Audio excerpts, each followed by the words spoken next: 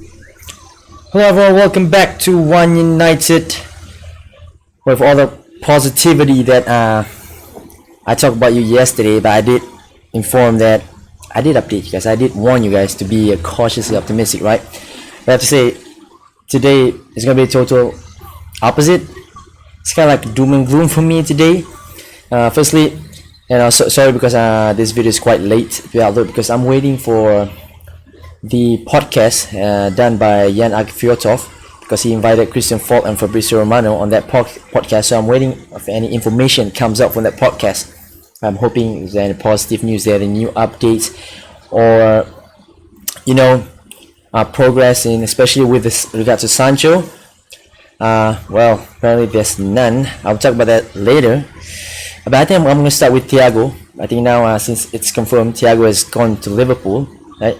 I always said 90% he'll go to Liverpool, right? I always told you guys I'm still convinced 90% he will go to Liverpool, but that's the problem, man. I said 90% means there's another 10% possibility that he will come to United, and that 10% we call that 10% hope. Right? So when there's hope, you get hurt when stuff like this happen. I'm feeling it here, man. Hearing Thiago to Liverpool, I know I said most likely to go to Liverpool, but still doesn't change. Still doesn't hurt less. Doesn't hurt less. I'm still in pain right now, and that's kind of like kick me in the arse. Something make me realize, snap me out of the bubble that I created yesterday in terms of the positivity. That make me realize that this has not been a good window at all. This has not been a good window at all. And it's not gonna looks like it's gonna be, it's gonna get better. It didn't seems like it's gonna get better every day. Day in, day out. There's no progress, and there's no positive progress at all because of the transfer window. With regards to Thiago, I think his first choice was Liverpool, always Liverpool, but a more ambitious club, a more ambitious club, a more ambitious board will sanction that deal, will try to hijack that deal. Instead of just, we're just gonna wait. If Liverpool doesn't act, then we came in. If you're really ambitious, if you want the best of the best, we want to fight for titles, get back to the top, get back where put Manchester United back where we belong. This is kind of something that we should look at. We should, because we have a chance. I'm saying we have a chance. Liverpool was still negotiating the price. In fact, they get to pay 5 million every year. I mean, that's a great deal for them in terms of economic wise. Just 5 million every year in terms of installment. And as I was saying, if we were ambitious, we can hijack that deal, because I know Thiago was open to come to United. Of course, his first choice was Liverpool, but if United were to put in the money to pay in before Liverpool did, you know what, you want 20 million, take it, and then go to Thiago, say, what, I know your first choice is Liverpool, but we're not bad too. You see where we are right now. You see the players that were the young players. You will come in and you will totally improve the team. You might be the last piece of the puzzle for us to challenge. And okay, I know you're one of the best, so we're gonna compensate you as much. Fair. You want 200,000, 250,000, you just pay. This is a club that just give Phil Jones a fat contract. To be a, just to stay at a sick bay, on a hospital bed, and give my backup goalkeeper 120,000 per week. And then we don't want to cave in to one of the best world midfielder who can give us, I think he can still give us maximum 5 seasons if he came. Liverpool have gotten a really great player. I think that just completes the midfield. I always say Liverpool midfield, all of them are like workman horse, all athleticism, but they lack creativity, that flair. Now they have Thiago, and that just completes the midfield, man. And they have just going to the next level. Yes, there are some areas that they are concerned, especially the forward line. They don't have adequate backup, but in terms of midfield, I think that if their first 11 is fit, in addition to Thiago, they're going to be really scary. So means Liverpool have improved. We're trying to catch up a 33 points gap between us and Liverpool, but yet we're not doing anything significant. But Liverpool has done something significant, and I'm not even going to talk about Chelsea, City, Spurs, even Everton has done good business. Let's forget the top 6 clubs. You know, even Leeds and Aston Villa, who might, be in relegation, battling relegation this season, have spent more than us to date. That is just embarrassing. That is just, this is the season where we should kickstart. We have a really good end to last season. Ole has done something really good. The positivity is back, and this is the point where they back up the manager. This is the point where we're going from top four and start to challenging. But yet the same pattern happens every time a manager gets Champions League. They stop being back. It just shows you the board doesn't care about winning titles. They just want the money. Secure Champions League, get that Champions League money, and then don't spend. Just maintain being Champions League. As long as you get our money, we don't care about titles. We don't care about trophies. We don't care about making United one of the best club in the world again. They don't care. It just shows that they don't care at all. Again, like I said, keep this energy of hashtag Glazers out, Woodward out going on, guys. We have to keep this going on, right? Even if we get Sancho, even if we win stylishly this weekend, since I said that, don't forget to join our watch along Jom Tengok Bola session this weekend with that match against Crystal Palace. Even if we win convincingly, even if we win big 4-5-0, please don't stop with this hashtag Glazers out campaign, because I think there's nothing good came out from this ownership. 1 billion taken out from the club, none invested in. That just shows you we are just a cash cow for them. They don't care at all about United. They don't care if we win or not. All the statements, all the reports that they care, I think it's just lie. I don't think they give rag facts about our club. So that's a very sad thing. Something that really pisses me off. Now I'm going to talk about Sancho. It pisses you even more. My headline say that Fabrizio Romano said he don't think Sancho will come. That's a pretty damning statement to make, right? Especially from someone like Fabrizio. Yes, and that statement was made during his interview with in that podcast with Jan Arifjotov. Yes, that was his personal opinion, right? He feels that maybe it's not gonna happen. Maybe United, because of the virus and the economic issue, they won't pay the 120 million, which is make us even more annoyed. This virus, this lockdown, this fan not being allowed to come to the stadium affects everyone, not just us, but everyone can still spend. Even Spurs can still spend. Even Arsenal is spending. Now they are looking at Husam Aouar on top of whatever they're spending right now.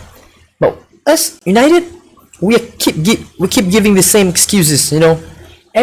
Yet everyone around us, above us, below us, has been spending and spending well, I would say.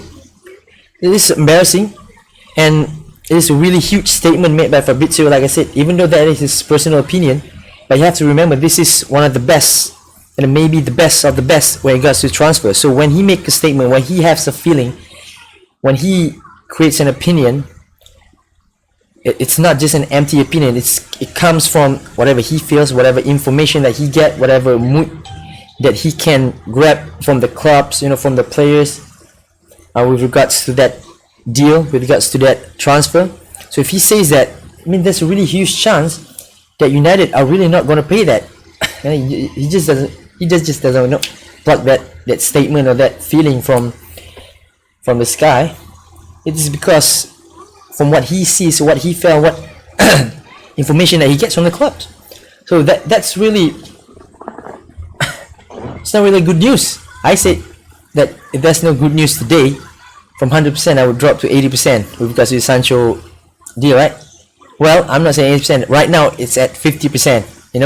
With Fab's statement, now it's at 50%. And earlier, James Cooper, who come to the United stand interview, he said that he's only 40% sure Sancho will come. So now that's two journalists saying that this deal has become more unlikely as the day goes by. And that is just, I know, pissed me off. It's just, we're talking about the main priority sign. This is the first choice on the manager's list. This is the first name on his list. Yet, this is how we act. This is how we manage the deal, manage the transfer, which is embarrassing. And I really pity Oli right now. You know, the board should have backed him. He has done great with the players that he have last season. This is the time they should back him. Yet they screw up again. I hate to say, but looks like they screw up again. And another journalist in Germany said that this may be brief, but this is an earlier information that I get. You know, this is actually might be a good thing. Before before the Fab stories and James Cooper's story came, this statement came first. He said that Sancho never tell the board of Dortmund that he wants to come to United, and he is perfectly okay with that 10 August deadline that Dortmund set for United to to get Sancho, to purchase Sancho. So at first everyone thought this is brief, this is good, because now a PR statement has came out from Germany, but before there was really quite from Germany. And then Haaland, who a month ago said that he's happy that Sancho is staying, but now in an interview today, again with Yana Fyodorov, interview did with him, he says that he's happy if, see the word, if Sancho is staying, if. And this is kind of like, send most United fans, I won't say crazy, but give them real hope that he stays. As I see people get excited about it, the fact that people get excited about that kind of vague statement is sad. It's sad. The fact that our fan base get excited because of this, clutching to those kind of statement is just sad. Just shows that how desperate we are right now. And this is totally all on the Glazers and Woodward. They have pushed us to this point of being too desperate. I'll tell you what, if Sancho deal doesn't happen, the fans will come out for blood. I can guarantee you, we will come out for blood, right? There's no way we're gonna let this slide. There's no way. If Sancho didn't come, the fans just gonna be quiet. I think we should have like a mass, and I think definitely protest people at Manchester, people at UK definitely are gonna do the protest. I'm sure that if Sancho deal doesn't happen, I think people around the world might start to being more active in this hashtag Glazers out. That's why I say keep the energy going. Keep using social media to push this agenda. Glazers out. I know we feel that there's nothing that we can do much that might not give us much effect, but we have to try. We have to try, right? We have to try. It's very sad if the Sancho deal doesn't happen. Like Bain said, court will be convened, lot will be shared, and someone will have to answer for that if Sancho didn't come, because that would be a total disaster of a transfer window if he only had got Van de Beek. It'd be a total disaster. I think it might be the worst transfer window in my memory as long as I've been a United fan. So I'm not going to even speculate. I'm not going to put any opinions or any analysis anymore on this Sancho saga. I'm just gonna report what's said out there. I'm just gonna share you guys what are being said out there, day in, day out, if there's any.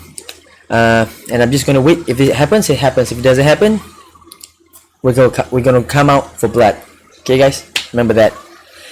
And moving on, talking about Telles, because as per Abola, this is a press from Portugal, outlet from Portugal. He said his agent was really pushing this move, and he expect bids to come soon because Porto was a really bad financial situation. They really need to sell, and the price might be around 15 to 20 million euros. And even today, even just now before I record this video, there's a media in Portugal that talk about Telles as well, and they even mentioned that Telles will go to United. So I'm not sure because there's no credible media or English media talk about this yet. So maybe this is just agenda from Porto to push United to purchase. But I think Telles, Telles might be an okay option for us to get, because like I said, we're a bit thin on the left back. So if you can get him between 18 to 20 million, that's a really good price. But the worst thing that could happen is that after being offered Telles for that kind of money, 20 million euros, our board still wants to negotiate for a lower price. And then if that happens, then F them, totally F them, right? Screw them and their money. If they're still can accept those kind of, fee. Still wanted to negotiate. And we are what? We are two days away from our first game of the season. We are approximately 2 weeks and a half before transfer window close. We only got Van der Beek. No center back. Maybe they're gonna be pushed. That's why I'm looking for left back. No Sancho yet. The most important thing, right? No Sancho yet. No forward. No backup forward yet. Embarrassing. That's it. Embarrassing. I'm lost for words at this moment. Especially after hearing that statement from Fab. I'm so lost for words. But there's a bit of positivity at least for me today, because Mengi has been promoted to the first team. I think we all see this coming when he was not named in the under-23 squad yesterday. So I think this is very positive, because I feel Mengi making the taps. I mean, I think he's a really good player. I think he has the potential to be a top drawer, to be one of the best. So betting him early in the squad, in the first team, in the main squad, I think is really good. I don't think this has anything to do with us not doing transfer. I know I'm pissed off about our transfer, but I feel that we have to give credit to Mengi, because this is merited, because I think he earned this. He earned the step up from the under 23 to the main team. I think he earned it. I think he will perform well if we give him a chance. I think we might see him play more a lot in a cup competition. Who knows? Because I think, like I said, he's a really good player. I think he can be a top draw. It's just a pity that he's right-footed as well. Right? If he's a left-footed, then I think he can partner Maguire. And we can test that. Who knows? So I saw the information that I can talk about today. Really not a good day regarding transfer. As the days goes by, this Sancho deal looks imminent. 2-3 weeks before, now it looks, I don't know, I'm totally lost right now. If Sancho doesn't come, I'm not surprised at all. I'm not surprised at all if Sancho doesn't come, if it doesn't happen. Right, so please help to cheer me up by hitting the like button, and of course subscribe if you haven't subscribed yet. Right, please leave your comments, whatever you feel. I know a lot of you guys are pissed off as I am, so please leave your comments. Let's talk, let's communicate with each other. That's why we have this channel, so for the fans, for the community to speak, to discuss among us, right? So see you guys in the next video. I'm not even gonna say I hope there's good news tomorrow, right? I'm just gonna let it be what is, right? So see you guys in the next video. Bye.